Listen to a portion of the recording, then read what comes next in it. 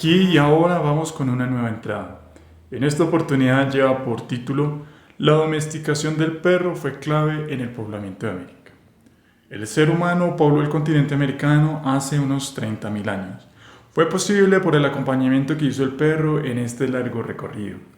Es de conocimiento que los primeros pobladores de América llegaron por el estrecho de Bering al menos antes del Holoceno hace 12.000 años. Llegaron de Asia por esta masa de tierra y lograron colonizar desde Norteamérica, las Antillas en el Mar Caribe, hasta Tierra de Fuego en el extremo de Sudamérica. De esta manera, los cazadores-recolectores, principalmente de la actual Mongolia, iniciaron el poblamiento del último continente que faltaba de la presencia de la especie humana. Los teóricos han propuesto distintas hipótesis para la llegada de los primeros seres humanos al nuevo continente. Proponen el poblamiento tardío de parte de la cultura Clovis, esto alrededor de 12.000 años.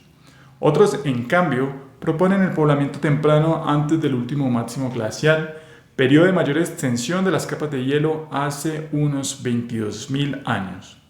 Es sobre esta última postura que en los últimos años se ha logrado reunir mayor evidencia arqueológica que respalda estas posiciones.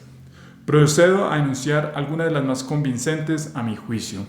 Chiribiquete, parque natural ubicado en la selva amazónica colombiana, se caracteriza por tener grandes muestras de arte rupestre.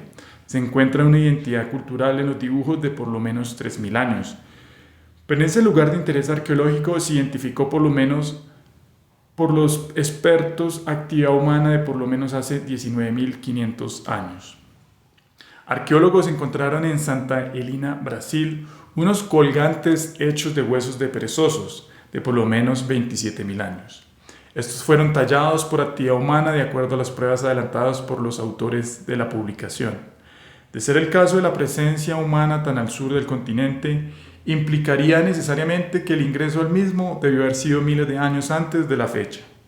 Si en el lugar de América se encontraron unos artefactos que fueron tallados, al parecer, con la intención de lucirlos con un sentido estético o de belleza, en Nuevo México de Estados Unidos estudiosos encontraron unas huellas presuntamente sin tanta voluntad de hacerlas, pero con igual valor arqueológico para el debate del poblamiento. Me refiero a unas huellas humanas fosilizadas en el Parque Nacional White Sands. De acuerdo a las distintas pruebas aplicadas, logran datarlas en unos 23.000 años de antigüedad. En una cueva de México se encontró evidencia que apoya la idea de presencia humana alrededor de hace 30.000 años. En Chiquihuite encontraron piedras que son de lugar distinto a la cueva donde fueron hallados. Esto sugiere que junto al carbón encontrado y las piedras intervenidas da cuenta de la presencia más temprana del ser humano en el continente americano. Igualmente en Argentina se encontró un hueso de cadera fosilizado que en su momento perteneció a un perezoso gigante, animal hoy extinto. Según los expertos, su antigüedad ronda los 21.000 años. Nuevamente al sur del continente, encontraron cortes lineales donde los humanos de aquella época se estaban dando un festín de carne con la megafauna andante de esos territorios. ¿Y el perro? De esa forma continúa el proceso de reunir evidencias y pruebas físicas que permitan sostener la teoría del poblamiento temprano del continente. Cada vez se encuentra más material que permite evidenciar huesos roídos con cortes típicos hechos con herramientas fabricadas por seres humanos, piedras talladas por humanos, fogatas extinguidas, cortezas que fueron ignífugas hace más de 20.000 años. Es más, también se encuentra soporte al hacer la trazabilidad en el ADN de los pueblos amerindios que permiten declinarse por la postura del poblamiento temprano. Pero a mi criterio, existe una reflexión menos construida en las pruebas reunidas. Según los expertos, el perro se domesticó por separado en Europa, como lo muestra unos fósiles en cavernas en Bélgica y en China, por otro lado, del lobo gris. El Canis lupus se domesticó y dio origen al canino que hoy acompaña a los hogares. Acorde al estudio de los fósiles encontrados, la domesticación del perro ocurrió hace unos 32.000 años. El perro fue la primera especie en ser domesticada, afirmación que aplica para cualquier reino de la naturaleza, animal, vegetal, fungi, protista y monera.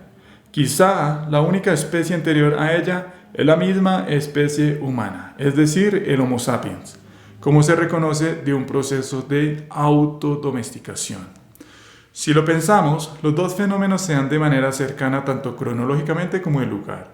La mayoría de las razas basales, Bankar, del perro, tienen un origen en la actual Mongolia. Sin embargo, ¿cómo esto favoreció el poblamiento de América? Recordemos, para la época el ser humano vivía en condición de cazador-recolector. Implica que debía conocer muy bien unos territorios para poder sobrevivir.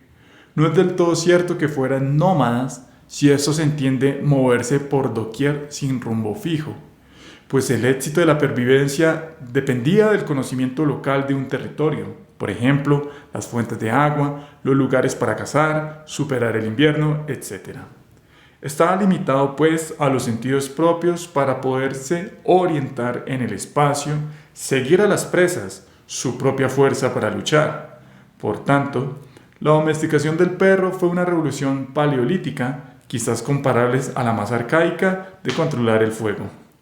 La compañía canina lo hundió más o reforzó su condición cazador-recolector, pero generó un salto cualitativo. No es difícil advertir el por qué. Los sentidos del olfato y el oído son más agudos en los perros. Además, metabolizan mejor las grasas, lo que le permite tener un mejor rendimiento físico al correr largas distancias. Del mismo modo, el carácter social y dócil del perro facilitó la interacción con los seres humanos. Dicho lo anterior, vemos que la especulación que alardeamos es fecunda. Demos un paso aún mayor. Al extender los sentidos del hombre, el perro facilitó recorrer mayores distancias, separarse de los grupos humanos sin perder la conexión, separarse y volver a reunirse, realizar barridos de territorios en menores tiempos, aumentar la confianza y control de un lugar desconocido, rastreo y seguimiento de presas de manera eficaz y eficiente.